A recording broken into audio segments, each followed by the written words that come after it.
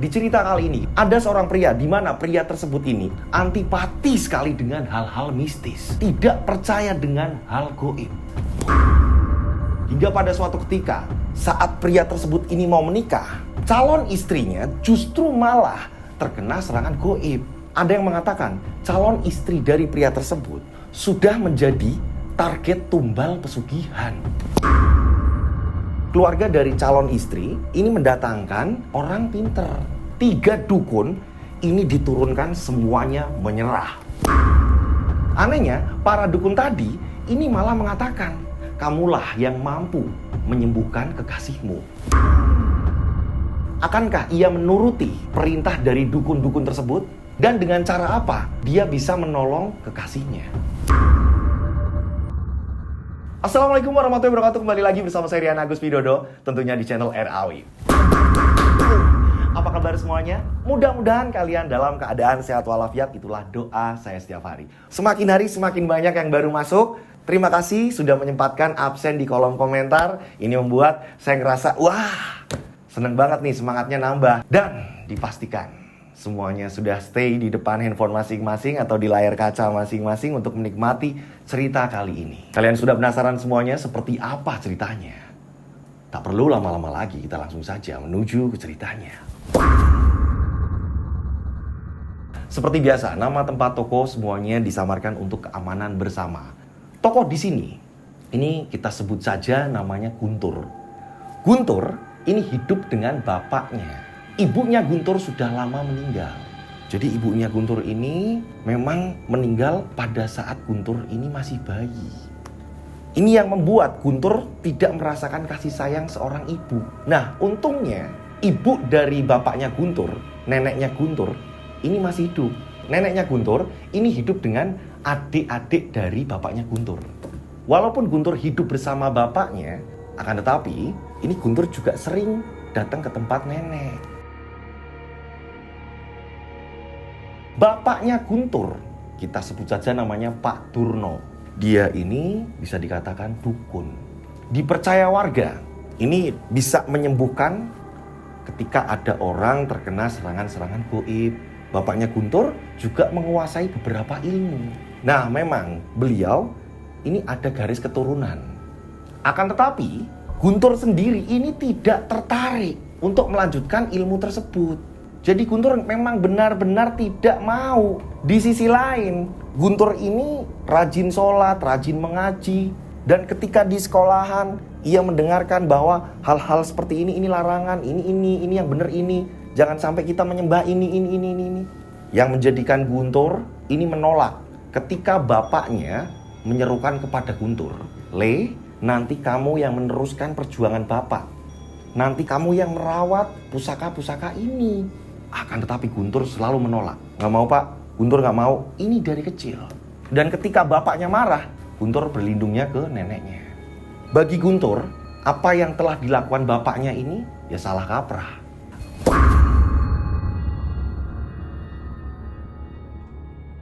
Nah, berjalannya waktu, Guntur pun sering melihat bapaknya ini sering keluar kota. Ketika ada pasien, ini ada di luar kota atau apa, sakit ada di mana gitu kan ya. Ini bapaknya Guntur dijemput lalu diajak ke tempat tersebut gitu. Dan ketika pulang, bapaknya Guntur bawa uang. Setelah lulus SMA, Guntur ini gak tahu kenapa sulit mendapatkan pekerjaan. Yang ada hanya serabutan-serabutan biasa. Anehnya, setiap Guntur bekerja, walaupun itu sebatas serabutan, sering sekali terjadi percekcokan antara bosnya atau antar teman atau apa segala macam yang membuat Guntur nggak pernah betah. Lagi-lagi keluar, lagi-lagi nggak ikut lagi proyek itu, lagi-lagi nggak ikut proyek ini. Nah, yang ada Guntur ini terlihat remaja pengangguran. Sering sekali warga-warga pada ngomongin Guntur, "Guntur, kok kamu nggak kerja sih? Nggak ikut ini, merantau atau apa segala macam." "Ah, nggak tahu bude, lah wong susah kok. Kalau kerja pasti ada halangan. Lah kamu sih, yang namanya kerja itu kan ada ujian. Ya sabar, biar kamu itu nanti bisa nabung buat nikah atau apa." Dan memang benar-benar berasa sulit ketika Guntur mencari pekerjaan ini. Benar-benar gak ada jalan keluar.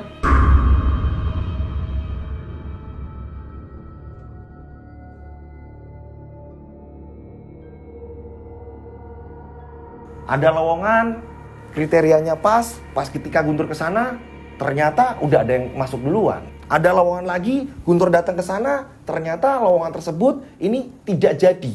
Ketika ikut kerja orang, pasti ada masalah. Ini yang dialami oleh Guntur. Nah, rata-rata seumuran Guntur ini ada yang sudah menikah, ada juga yang masih pacaran. Akan tetapi Guntur ini benar-benar terlihat jomblo, gak ada pacar. Guntur dulu pada saat SMP punya mantan. Kita sebut saja namanya Nani. Ini rumahnya memang agak jauhan. Jadi selisih berapa kampung gitu. Akan tetapi sekarang Guntur tidak tahu kabarnya Nani bagaimana. Ini yang menjadikan Guntur ini sering dibully sama rekan-rekannya seumuran Guntur. Lah kamu itu pacaran kok zaman SMP tok. Ya harusnya pacaran itu sekarang. Terus setelah pacaran nikah. Masa iya mau CLBK zaman dulu kecil? Gimana sih? Nah, Guntur sering diledek seperti itu. Menjadikan Guntur galau. Saat di rumah, Guntur ngalamun, bapaknya ini ngomong. Kamu kenapa ngalamun? Gak apa-apa, Pak. Bapak tahu. Bapak sering denger kok. Kalau teman-teman kamu itu sering ngecengin kamu. Masalah kamu itu gak punya pacar. Apa sih, Pak? Loh. Pacaran itu gak apa-apa. Tapi Bapak itu lebih bangga kalau kamu gak punya pacar. Bapak ini ngomongnya gimana sih, Pak? Bapak seneng berarti kalau Guntur diledek teman-teman. Bukan begitu, nah. Pacaran boleh. Tapi kamu ini minimal sudah bekerja. Itu mau Bapak. Camkan itu. Kok Bapak ngomongnya gitu, Pak? Ya iyalah. Harga diri seorang laki-laki adalah bekerja. Nah, Bapak tahu sendiri, Pak. Guntur ini nyari kerja sana sini, gagal terus, Pak. Makanya jangan nyerah. Coba lagi. Intinya, kerja dulu baru pacaran. Sampai Bapak dengar kamu pacaran, kamu bakal nyesel nanti seumur hidup. Jadi memang ini larangan dari bapaknya. Pak Turno melarang jika Guntur ini pacaran terlebih dahulu sebelum bekerja. Disinilah yang menjadikan setiap Guntur ini kenal sama perempuan, Guntur nggak berani untuk mengajak ke rumah. Dan memang kenyataannya iya. Yang ada ketika Guntur ngapel ke seseorang, yang ditanyakan pekerjaan. Ya bener bapaknya Guntur. Nah, berjalannya waktu, Guntur ini berjumpa dengan kekasih lamanya yang pada saat itu ia menjalin hubungannya cinta-cintaan monyet zaman SMP, yaitu si Nani. Nani bekerja di toko baju. Pada saat itu Guntur ini memang dalam masa pengajuan lamaran pekerjaan. Dan ternyata di situ memang Guntur harus mengenakan baju lengan panjang, celana hitam gitu kan untuk datang ke tempat perusahaan. Guntur ini malu. Ketika setiap melamar ini pinjem-pinjem, malu Guntur. Ketika Guntur ini dikasih uang dari bapaknya, dari neneknya, ia kumpulin. Guntur ini mau beli baju. Di toko tersebutlah ketemu Nani. Nah nih Guntur ngobrol-ngobrol lama segala macem. Nah ternyata mereka berdua ini masih saling mengenang memori-memori mereka. Ini yang menjadikan Guntur lupa akan lamar kerja. Hingga pada akhirnya waktunya Guntur disibukkan untuk datang ke toko itu. Jadi setiap Nani istirahat, mereka ngobrol, cerita-cerita apa-apa segala macem. Guntur juga memberanikan diri untuk ngajak janjian. Nanti kapan-kapan jalan-jalan ya. Iya tapi ya nunggu aku libur. Kalau kamu gimana? Oh iya, aku bakal nungguin itu. Nah disinilah Guntur tergugah. Ya udahlah, kerjaan serabutan kayak apa aku ambil. Biar bisa kencan nih. Entah kulilah apalah segala macam diambil sama Guntur. Yang ada, ini Guntur sering sakit-sakitan. Kerja berat dilakoni sama Guntur. Yang penting bisa kencan sama Nani. Bapaknya ini curiga sama Guntur. Kamu dari kemarin kerja kuli batu, kuli bangunan toh. Bapak ngerti, sampai kamu sakit-sakitan. Terus uangnya mana? Uangnya mana Bapak tanya? Ya udah Guntur buat jajan lah Pak. Buat jajan? Secepat itu uang itu habis? Ya memang ada keperluan kok Pak. Guntur kan juga pernah pinjem teman atau apa segala macam. Guntur gak berani cerita kalau uangnya habis untuk ia kencan dengan Nani. Sering pacaran mereka, sering ketemu segala macam.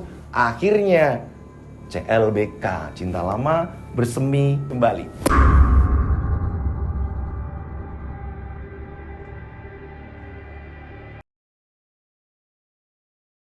Nah, kita pindah studio nih. Karena apa? Di studio utama ini ada konsleting listrik gitu. Jadi tiba-tiba padam. Akan tetapi kita akan tetap syuting. Harus melanjutkan jalan ceritanya. Nah, ternyata hubungan Guntur dan Nani, ini mereka pacaran ini tercium nih sama bapaknya Guntur. Guntur, bapak mau ngomong. Kamu pacaran ya? Jujur sama bapak. Kamu ini pacaran kan? Bapak ini ngomong apa sih, Pak? Guntur ini gak pacaran, Pak. Bapak ini sosokan tahu aja sih. Bapak ini dengar kabar kalau kamu ini pacaran. Alah, itu cuma kabar, Pak. Awas kamu. Kalau kamu belum kerja terus pacaran, bakal celaka kamu. Bapak ini gimana sih? Ributlah antara Guntur dan bapaknya. Tak lama kemudian ini datanglah sahabat dari bapaknya Guntur. Kita sebut saja namanya Pak D. Edi. Nah, Pak D. Edi ini bisa dikatakan sering membantu perekonomian keluarganya Guntur.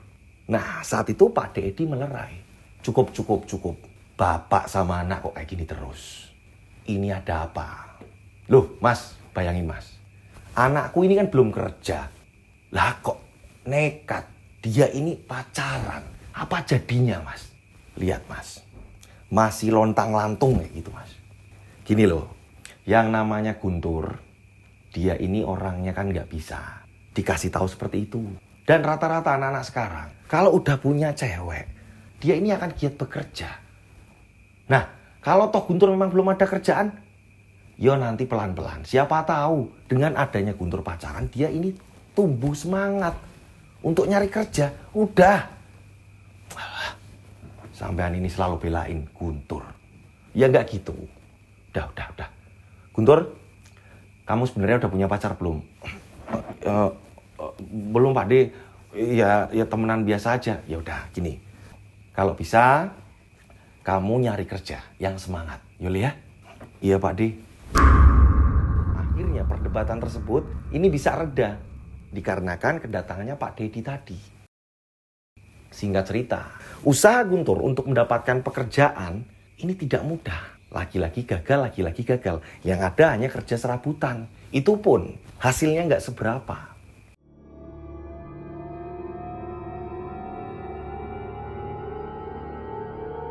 Pada suatu malam, di mana Guntur ini pengen ngapel ke rumahnya Nani. Akan tetapi, pada saat itu Guntur kaget. Kok ada yang ngapel Nani duluan? Dan orang itu lagi ngumpul dengan keluarganya Nani. Nah memang Guntur setiap ditanya di keluarganya Nani, Guntur mengatakan jika ia tinggal dengan neneknya. Gitu, dia tidak tinggal dengan bapaknya. Guntur ini tidak pernah memperkenalkan bapaknya karena Guntur ini malu jika profesi dari bapaknya ini adalah seorang dukun. Saat itu Guntur karena memang ngerasa ini ada yang gak beres, Guntur pun mencoba untuk masuk. Assalamualaikum. Waalaikumsalam. Nah, ini nih anaknya. Sini duduk. Kamu duduk.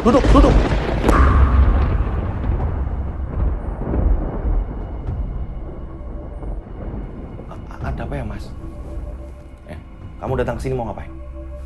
Saya main, Mas. Silaturahmi. Saya udah lama nggak ketemu Nani, Mas. Saya tahu kamu udah sering kesini. Dan sepertinya ini adalah malam terakhir. Loh, kok bisa gitu, Mas? Ini ada Lukman. Nah, kakaknya Nani ini menunjuk ke orang yang sudah ada di situ lebih dahulu. Kita sebut saja namanya Lukman. Kamu bawa lari kemana adikku? Ini Lukman dari tadi udah nungguin. Dan kamu perlu tahu, dia ini yang lebih cocok untuk adikku. Saya justru kesini malah pengen ketemu Nani, Mas. Gak usah ngarang kamu. Di mana Nani? Mas, beneran Mas, saya nggak ngerti. Saya justru kesini mau ketemu Nani, Mas. Kamu pasti ngumpetin Nani. Aku nggak mau tahu. Kamu harus cari Nani. Ternyata Nani ini tidak ada di rumah. Lalu kemana? Pada saat itu Guntur pun akhirnya diusir. Kebetulan biasanya ada bapak ibunya Nani, di sini nggak ada. Justru malah ada kakaknya Nani.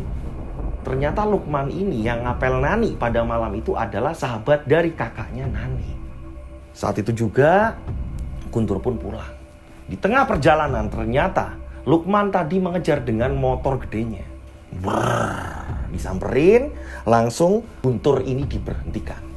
Sekali lagi kamu ngapel Nani, awas kamu. Nani bakalan jadi milikku. Dan kalau aku dengar kabar kakimu sampai melangkah ke rumahnya Nani, ya, maka kamu gak akan selamat. Paham kamu?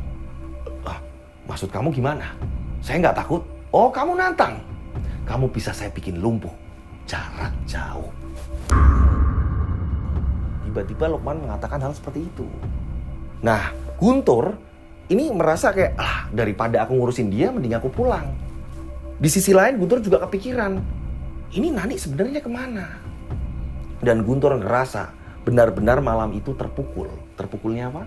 Guntur ini merasa kayak, aku nggak ada apa-apanya dibanding si Lukman.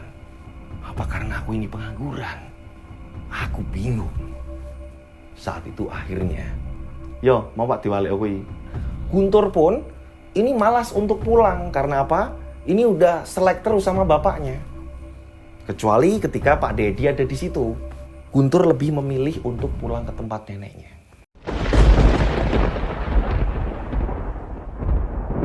Nah, neneknya ini melihat Guntur murung, ini kan nanya kan, kamu kenapa?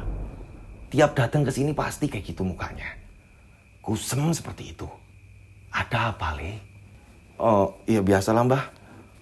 Lagi-lagi Guntur belum dapat kerjaan dan tadi Guntur ngapel, ternyata Guntur udah keduluan sama orang lain, Mbah. Terus, ya Guntur merasa kecil aja, Mbah. Nenekmu itu, ini doain kayak apa? Doain secapek kayak apapun. Susah. Agar kamu dapat kerjaan itu susah. Lah, kok gitu sih, Mbah? Ya memang. Entah apa yang ada di otak bapakmu. Loh, kok Mbah ngomong kayak gitu? Kamu sudah besar. Harusnya kamu paham akan hal itu. Beneran, Mbah, Guntur gak paham, Mbah. Guntur justru malah bingung ini, Mbah. Mbah mengatakan seperti itu. Bapakmu itu yang membuat kamu itu susah mendapatkan pekerjaan. Lah. Kok Mbah bisa ngomong seperti itu? Ya iya. Orang bapakmu ini pengennya kamu meneruskan apa yang sudah dilakukan oleh bapakmu. Bapakmu itu pengen kamu nanti kelak meneruskan ilmu yang sudah dipelajari bapakmu. Itu. Wah, enggak, Mbah. Apapun yang terjadi, Guntur enggak mau jadi dukun, Mbah. Guntur enggak percaya akan hal-hal itu, Mbah. Guntur enggak mau, Mbah. Semenjak itu Guntur murka dengan bapaknya. Jadi, ketika ia pulang, ini hanya seperlunya saja. Selebihnya ia kembali lagi ke tempat mbahnya. Nah, di sisi lain Guntur juga kepikiran, ini di mana si Nani? Ketika Guntur ini menyempatkan diri datang ke tempatnya Nani, ini Nani juga belum ditemukan. Guntur akhirnya ini siang-siang datang ke tempat kerjanya Nani. Ternyata Nani ini sudah tidak berangkat lama. Bahkan bosnya ini mengatakan, kamu pacarnya Nani ya? Bilangin sama dia ya, sekali lagi gak ada kabar sama sekali, berarti sudah saya anggap keluar dari tempat kerja ini. Saat itu Guntur kebingungan, ya ampun, ini bocah kemana? Sedangkan Guntur juga dicurigai membawa lari Nani. Kata kakaknya, ini akal-akalan kamu aja, seolah-olah agar Nani ini tidak terlihat pergi dengan kamu. Kakaknya mengatakan seperti ini. Singkat cerita, Guntur akhirnya mencari tahu di mana keberadaan Nani. Dari teman-temannya, Guntur samperin satu persatu hingga pada akhirnya membuahkan hasil. Guntur ini mendatangi salah satu rumah sahabatnya Nani. Kita sebut saja namanya Ana. Nah, pada saat itu, ya kan, kebetulan Nani ini sedang di teras dengan Ana lagi cerita. Assalamualaikum. Guntur, Nani, kamu ini apa-apaan sih? Kenapa kamu ini pergi dari rumah? Guntur, kenapa kamu tahu aku di sini? Iyalah, aku ini nyari kesana kemari. Ternyata kamu ada di sini. Bahkan keluargamu ini mengira aku ini yang membawa kamu pergi. Lebih baik kamu pulang, Nani. Nggak mau aku, Guntur. Aku nggak mau pulang. Ini sebenarnya ada apa, Nani? Pada saat aku datang ke sana, ternyata ada seseorang yang memang katanya betul dia Lukman. Dia adalah sahabat dari kakakku. Dan kakakku itu menginginkan agar aku mau menikah dengan Lukman. Dan kamu tahu gak? Lukman itu bermain dukun.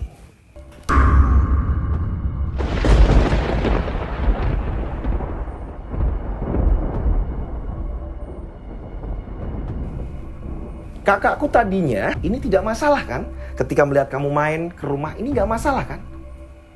Tapi sekarang dia sudah terhasut oleh Lukman. Dan berapa kali aku disuruh minum air apa-apa segala macam, aku selalu menolak. Ya entah, intinya aku gak yakin aja. Aku percaya dengan omongan kamu bahwa jangan percaya dengan halal gaib. Iya benar, kalau itu benar. Tapi alangkah baiknya kamu pulang. Karena aku ini yang dicap membawa kamu pergi. Tolong, kalau kamu sayang sama aku, pulang. Nah, hingga pada akhirnya Nani pun pulang. Pada saat Nani pulang, gak tahu kenapa, bapak ibu Nani yang awalnya ini baik sama Guntur, saat Guntur datang, ini sama sekali gak mau ngomong dan tatapannya ini tajam. Nani, masuk. Kamu ya, kamu biang keroknya. Pak, bukan gitu Pak. Justru malah Guntur yang mengajak Nani pulang Pak. Guntur sudah mencari kesana kemari dan ternyata Nani berada di salah satu temannya Nani Pak. Jangan kesini lagi, paham? Ngerti kamu? Tapi Pak, pergi. Tiba-tiba bapaknya Nani seketus itu. Ibunya ini juga sama. Ia hanya bersandar di pintu seperti tidak suka dengan keberadaan Guntur ini datang. Singkat cerita, ini berapa hari kemudian, Nani ini sudah mulai terlihat berangkat kerja. Guntur melintas di depan toko, Guntur melihat Nani udah kerja, tenang. Nah Guntur pun ini tetap berusaha untuk melamar kerja, akan tetapi tetap susah. Guntur berapa kali pulang gak ketemu bapaknya, karena bapaknya ini banyak tamu dan sering pergi keluar kota. Guntur akhirnya menemui Nani. Pada saat Guntur menemui Nani, seperti biasa Guntur membelikan es di waktu istirahatnya. Justru ini yang datang bukan Nani, melainkan sahabatnya Nani yang sama-sama kerja di toko baju itu. Mas Guntur nunggu Mbak Nani ya? Iya. Mbak Naninya udah boleh istirahat kan? Maaf Mas Guntur, Mbak Nani lagi sibuk, jadi kata Mbak Nani nggak bisa nemuin Mas Guntur. Oh gitu ya. Iya udah, sampaikan ini es untuk Nani dan sampaikan salamku. Iya Mas Guntur. Kalau gitu saya permisi dulu.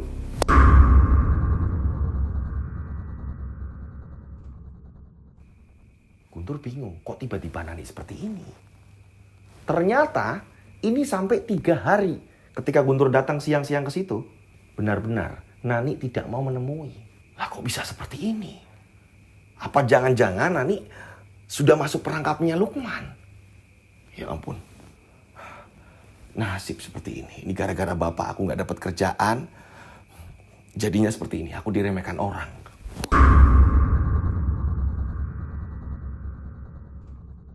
Tibalah bapaknya Guntur ini pulang. Pada saat bapaknya Guntur pulang, Guntur langsung ngamuk. Pak, sekarang Guntur tahu. Dari kemarin Guntur nungguin bapak pulang. Apa? Kamu ngomong apa? Guntur tahu Pak. Kenapa Guntur tidak pernah mendapatkan pekerjaan? Itu semua gara-gara bapak kan? Kamu itu ngomong apa? Pak, gak usah pura-pura. Bapak menginginkan Guntur melanjutkan pekerjaan bapak ini kan? Sebagai seorang dukun kan? Loh, daripada kamu ini gak dapat kerjaan. Loh, bukan gitu Pak. Kenapa Guntur ini gak dapat kerjaan? Gara-gara bapak kan? Bapak yang menjadikan Guntur tidak mendapatkan pekerjaan kan? Ribut mereka. Dang. Untungnya lagi-lagi ada Pak Edi. Guntur kesal di situ. Guntur kesal, langsung ngamuk di situ. Setelah ngamuk, Guntur pulang ke rumah neneknya. Di sini, mbahnya Guntur mengatakan kepada Guntur, kamu sholat berdoa. Kalau toh memang Nani jodohmu, biar didekatkan. Kalau toh memang Nani terkena guna-guna atau apa, ya kamu minta sama Allah agar guna-guna tersebut segera hilang dan Nani ini kembali jatuh cinta sama kamu. Kenapa nggak pernah diajak ke sini sih? Bahkan nggak pernah lihat Nani itu. Ya, nantilah Mbah. Guntur juga nggak mau terlalu banyak orang yang tahu. Hanya Mbah yang Guntur ceritain. Ya wis, pesen Mbah itu, jangan tinggalkan ibadah. Guntur berdoa, sholat tahajud, agar Nani kembali lagi ke hatinya Guntur.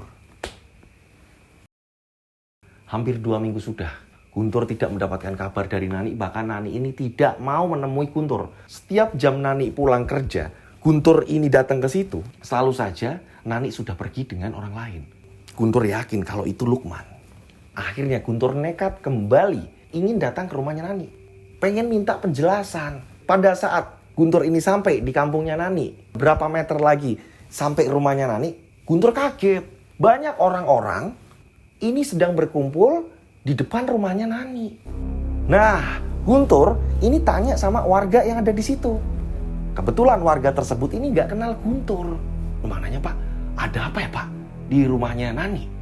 Oh itu Le, sudah berapa hari ini Le, kita ini sering melihat panas pati Le.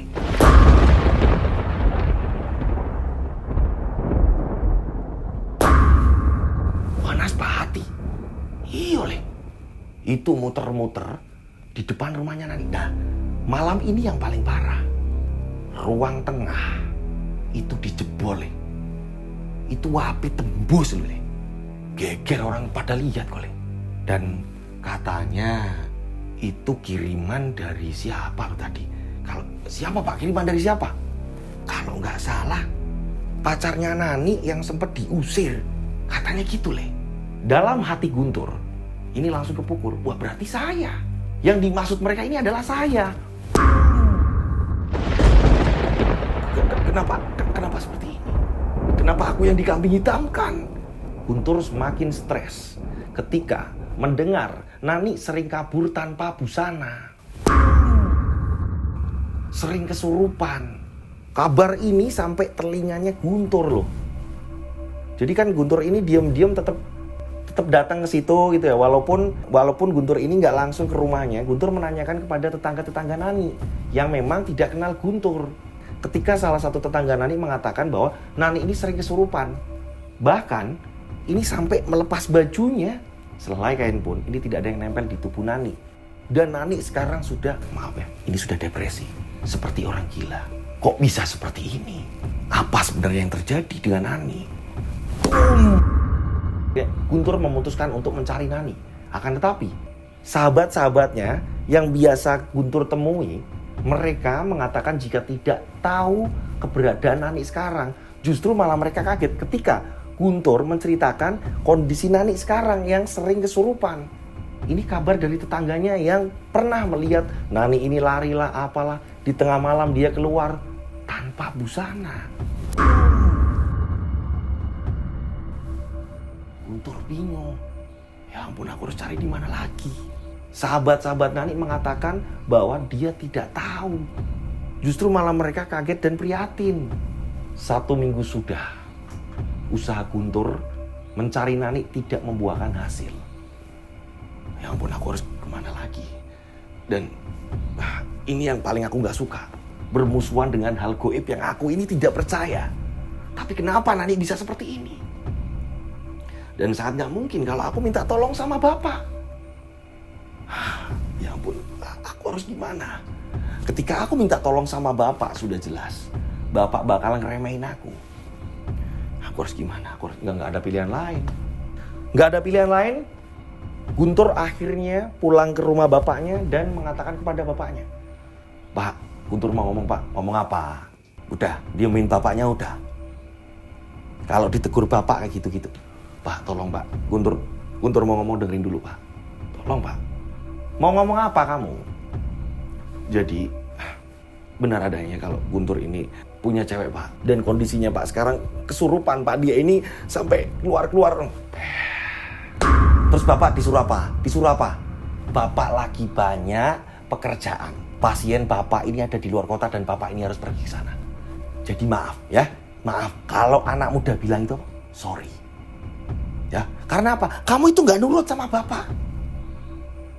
Untung Pak Edi ini sering belain kamu. Jadi maaf, Bapak nggak bisa nolong. Guntur ini benar-benar kesal dengan bapaknya. Guntur masih kepikiran di mana keberadaan Nani. Guntur akhirnya ini habis isya datanglah ke tempat Nani. Akan tetapi di tempat Nani justru malah Guntur ini dimaki-maki oleh keluarganya Nani. Kamu itu yang membuat Nani seperti ini. Jadi kamu itu harus tanggung jawab. Guntur dimaki-maki, bahkan ini warga-warga sampai melihat Guntur. Guntur, oh, Pak beneran Pak, Bu semuanya. Saya tidak tahu menahu, justru saya ini pengen tahu kabar Nani. Gak usah kacau kamu. Yang jelas Nani bisa hilang. Nani bisa kabur dari sini pasti gara-gara kamu. Beneran Pak. Beneran saya tidak tahu menahu dan saya sudah berusaha mencari Nani Pak. Kalau kamu kesini lagi tanpa membawa Nani, urusannya sudah nyawa kamu. Guntur pun kembali diusir. Apakah aku harus ngomong lagi sama Bapak? Ya ampun, aku harus gimana? Guntur pulang dan ternyata emang bener. Bapaknya ini belum pulang. Dia sedang menggarap pasien yang ada di luar kota. Guntur menangis di situ. Ya ampun, aku harus gimana? Sedangkan aku nggak percaya dengan hal-hal seperti itu.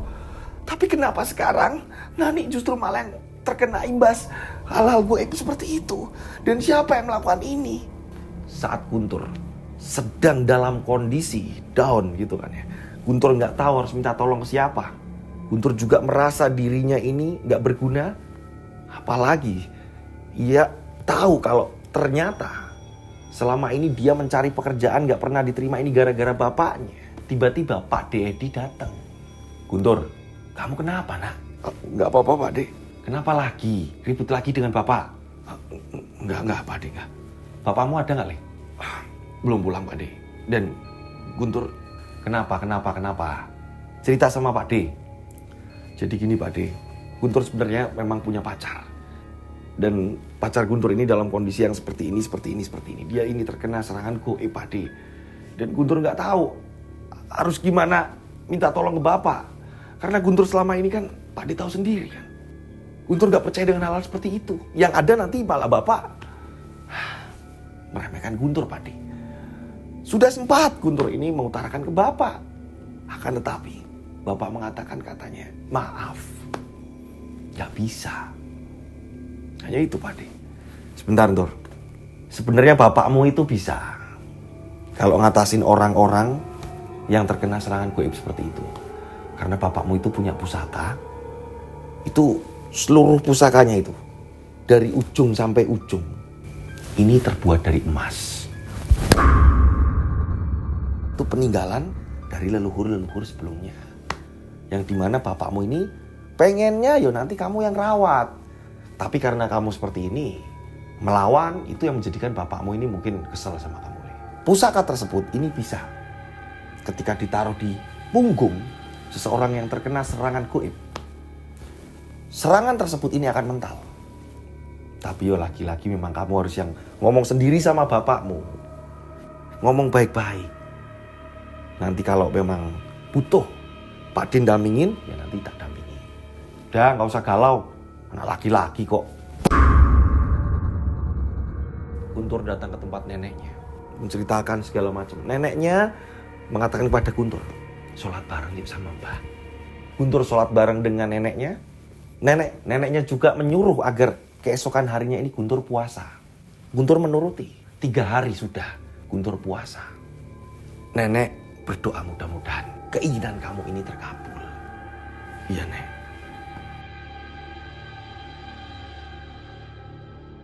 Guntur mencarinya hingga pada akhirnya tepat di tengah malam. Jam 10 malam ini melihat jika pacarnya ini tidur di keranda tempat pemakaman umum.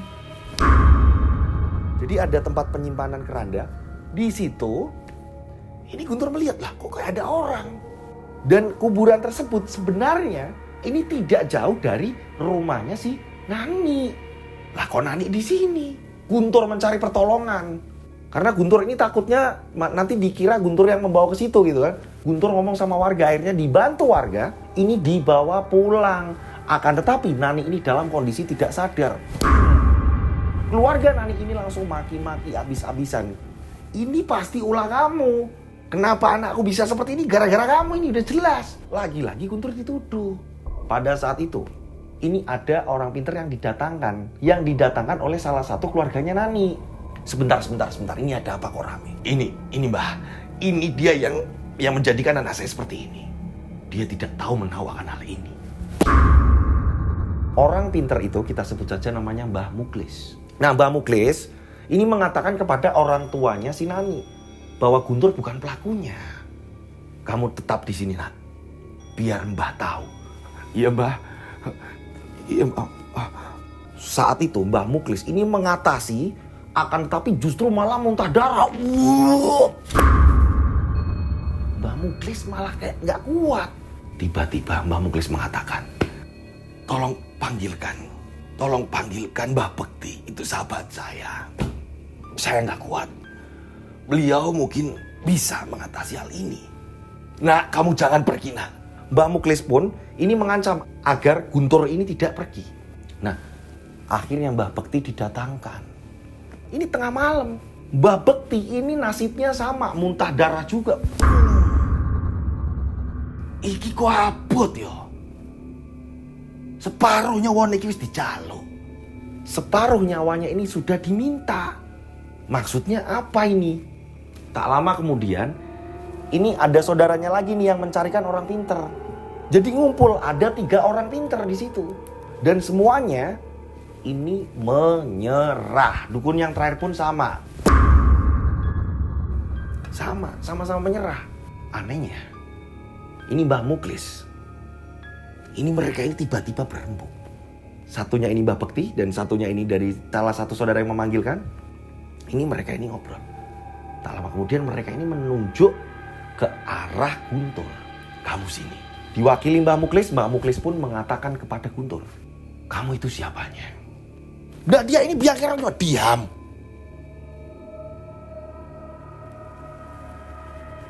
Justru dia yang bisa menolong.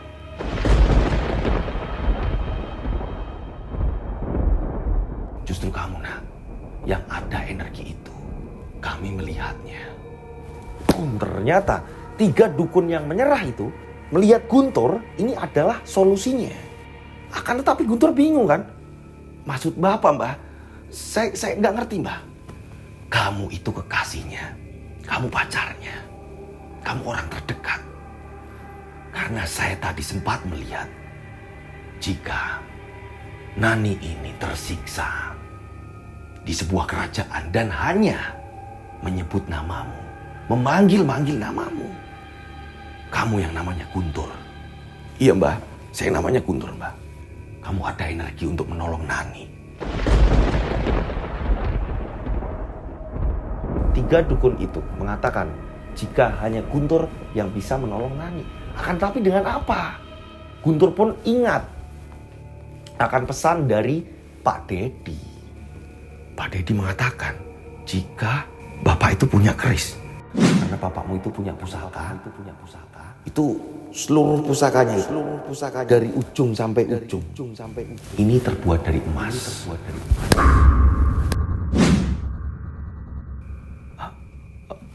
Mbah, saya izin pulang sebentar.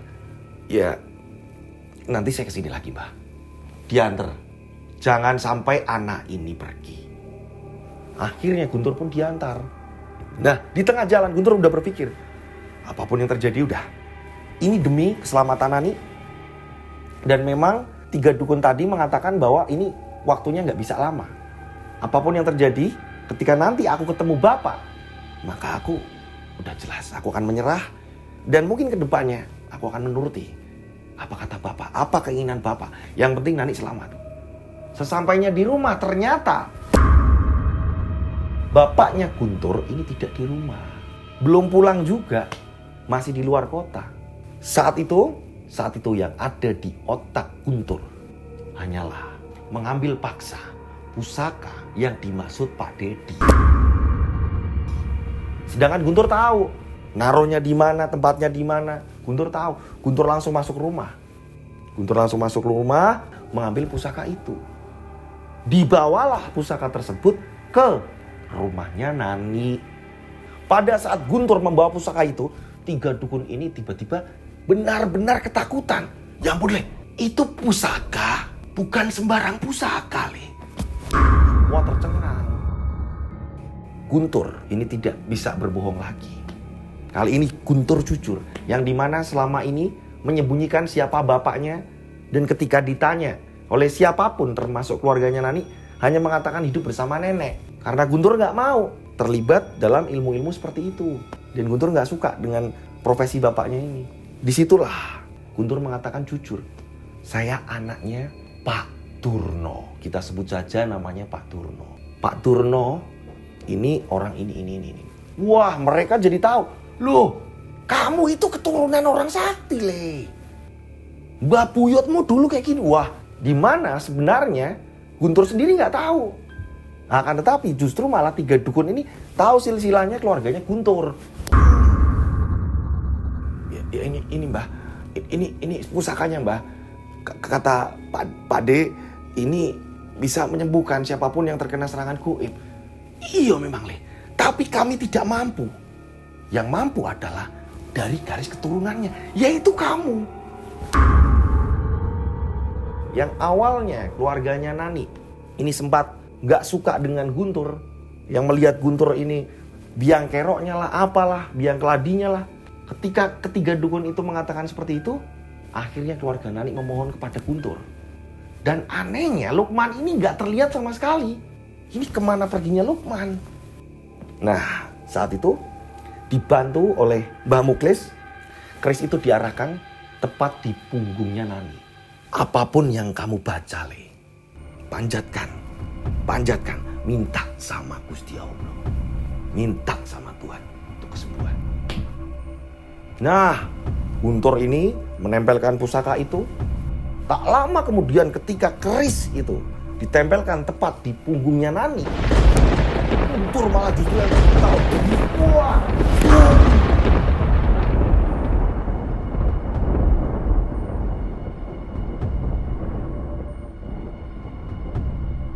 Ini sampai membentur lemari. Buah, kaca pecah. Wah. Pusaka tersebut ini tidak terlepas dari genggaman Guntur. Nah, ternyata benar. Setelah itu Nani tersadar dan nangis. Setelah itu, ini Mbah Muklis ini langsung menyarankan untuk Nani segera dimandikan. Udah ganti baju segala macam. Tadi hanya dengan kain yang ditutupkan ke tubuhnya Nani. Ini Nani sudah dimandikan dan Nani tersadar. Nangis terus menerus. Pada akhirnya Nani pun menceritakan apa yang ia alami. Apa yang ada di tubuh dia. Apa yang ia rasakan. Kenapa kok bisa seperti ini? Sebenarnya apa yang terjadi dengan Nani? Nah, pada saat Nani mau menjelaskan, tiba-tiba ada burung. Ini mengitari di atas rumahnya Nani. Dan semakin keras suaranya. Diceritakan jika dulunya ia pernah bekerja di salah satu toko milik juragan, kita sebut saja namanya Bu Nur. Nani hilaf ketika Nani ini dipercaya memegang keuangan. Bu Nur ini lalai. Nani sangat mudah sekali untuk mengambil beberapa uang. Terus menerus seperti itu. Nah, ini Nani udah tahu nih, wah sebentar lagi aku bakal ketahuan. Sebelum aku ketahuan, mending aku pergi dulu dari sini. Dan ternyata Nani juga sempat melihat dan Nani sempat mendengar ada desas-desus. Siapa saja yang berbuat jahat di toko tersebut, di kemudian hari akan kita tumbalkan. Nani yang ketakutan memilih untuk keluar dari pekerjaannya. Akan tetapi pada saat itu, Nani yakin, mustahil. Nah, ketika Nani sudah pindah di toko yang baru, toko baju di mana ia bekerja, setelah itu ketemu Guntur, Nani cerita sama Guntur. Guntur, aku ada pengalaman kayak gini. Menurut kamu gaib itu gimana sih? Guntur mengatakan, gak usah percaya dengan hal yang seperti itu. Aku paling gak suka. Kamu gak usah percaya hal-hal seperti itu. Ketika ada orang yang mencelakai, gak mungkin. Yang penting kita percaya sama Tuhan. Dah, disitulah Nani akhirnya lega. Gak kepikiran apa-apa, gak mungkin aku ini bisa ditembus. Bener apa kata Guntur. Jangan percaya tahayul. Nah, saat itu Guntur menanyakan, lagian kenapa kamu tiba-tiba nanya goib? Ya ada aja sih, aku pengen tahu aja, iseng aja. Guntur mengatakan, jangan pernah menanyakan hal-hal goib padaku. Mistis lah, apalah, hantu lah, apa segala macam. Benci aku. Nani juga menceritakan, ketika ia berada di kuburan, terus ia ini sampai bugil segala macam. Nani ini ternyata ia ditarik paksa oleh makhluk yang menyerupai kera tanpa bulu. Jadi kera yang tanpa bulu, ini kepalanya ada 2. Terus menyerang dan menghantui Nani. Bahkan ini membawa Nani ke kerajaannya. Nani ini akan dimangsa. Flashback pun selesai. Itulah yang terjadi dengan Nani. Setelah Nani ini sembuh, Pak Muklis ini tepat jam 3:30 menjelang subuh. Sampai jam segitu itu, Pak Muklis mengatakan, ini pasti ada imbasnya setelah kamu berhasil menyembuhkan Nani. Orang yang melakukan hal ini pasti terserang balik. Guntur ini sampai rumah, kaget loh, kok pintu gak ditutup? Perasaan tadi udah aku tutup, pintu rumah ini terbuka.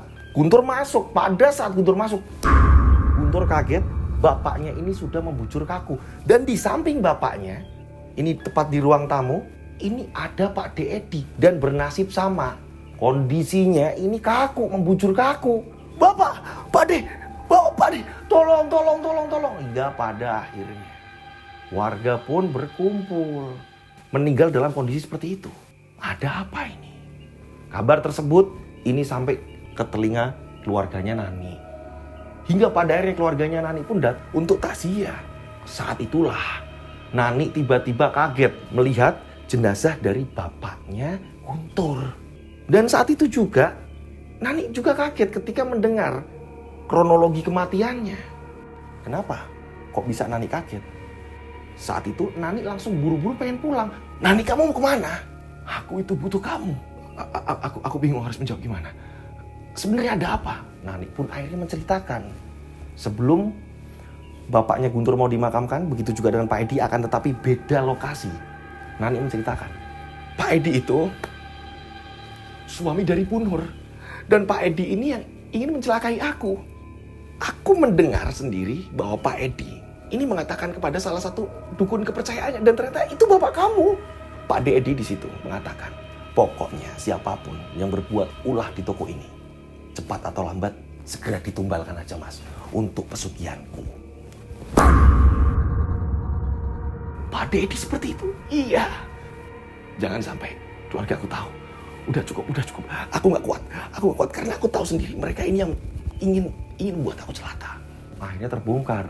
Ternyata justru dulunya Nani sebelum di toko baju malah sudah bekerja di tempatnya Pak Dedi. Ini di tokonya Bu Nur, toko buah. Siapapun yang berbuat kurang ajar di toko itu, maka sudah dipastikan akan dijadikan tumbal pesugihan. Salah satunya adalah Nani. Dan di situ memang ini kabar dari warga mengatakan jika Pak Dedi dan keluarganya ini melakoni pesugihan monyet tanpa kulit dan ada 2 kepala. Kepala kembar satu tubuh tanpa kulit. Singkat cerita, setelah pemakaman selesai segala macam, Guntur mendatangi Nani lagi. Akan tetapi, Nani belum bisa untuk langsung menerima Guntur. Nani meminta waktu. Guntur pun mengiyakan. Dan pada akhirnya Guntur kembali mencari kerja. Dan ketika Guntur sudah mendapatkan pekerjaan, berapa minggu kemudian gitu, Guntur datang menemui Nani. Nani mengatakan, kalau jodoh gak kemana, tapi kali ini lebih baik kita sendiri-sendiri dulu. Keluarga ku menginginkan seperti itu. Dan percayalah, aku gak kepikiran, aku gak kecantol sama lelaki manapun. Tolong ngertiin aku Guntur. Iya Nani. Semenjak itu, Guntur merasa tidak percaya diri lagi untuk datang menemui Nani. Berapa tahun kemudian terdengar kabar Nani menikah dengan orang lain. Gitu. Disitulah Guntur harus ikhlas. Pusaka-pusaka yang ada di rumah Guntur ini dititipkan kepada neneknya Guntur. Bagi Guntur, Guntur ini takut ketika Guntur tidak mampu untuk merawat pusaka tersebut. Karena tidak segampang itu kan cara merawatnya atau apa. Guntur takut salah. Guntur juga tidak mau mengambil risiko. Dan cerita pun selesai. Saya mengucapkan banyak terima kasih buat pengirim cerita. Mohon maaf kalau ada salah-salah kata dalam saya bercerita. Ini sampai pindah studio karena di studio pertama ini ada konsleting listrik. Gitu. Nah, buat teman-teman yang di rumah punya pengalaman menarik atau misteri, kalian bisa mengirimkannya dengan cara dikirim per paragraf atau per kalimat. Ngirimnya kemana? Kalian bisa kirim ke DM Instagram saya @dodosijo atau kalian bisa kirim ke nomor WhatsApp saya 0858 704 33336, 3-nya 4 kali. Saya ulang 0858 704 33336, 3-nya 4 kali. Seperti biasa dikasih nama dan nama kota. Saya berdoa mudah-mudahan penikmat channel Rian Agus Widodo ini banyak rezeki melimpah, selalu dilindungi Allah Subhanahu wa taala, dijauhkan dari mara bahaya, panjang umur, sehat selalu. Akhir kata, saya Rian Agus Widodo mengucapkan wassalamualaikum warahmatullahi wabarakatuh. Mereka ada di antara kita.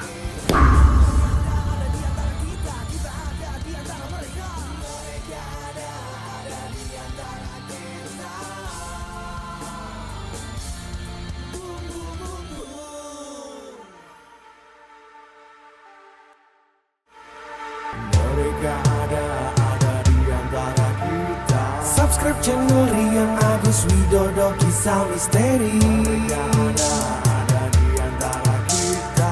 Nyalakan lonceng, notif tinggalkan komen.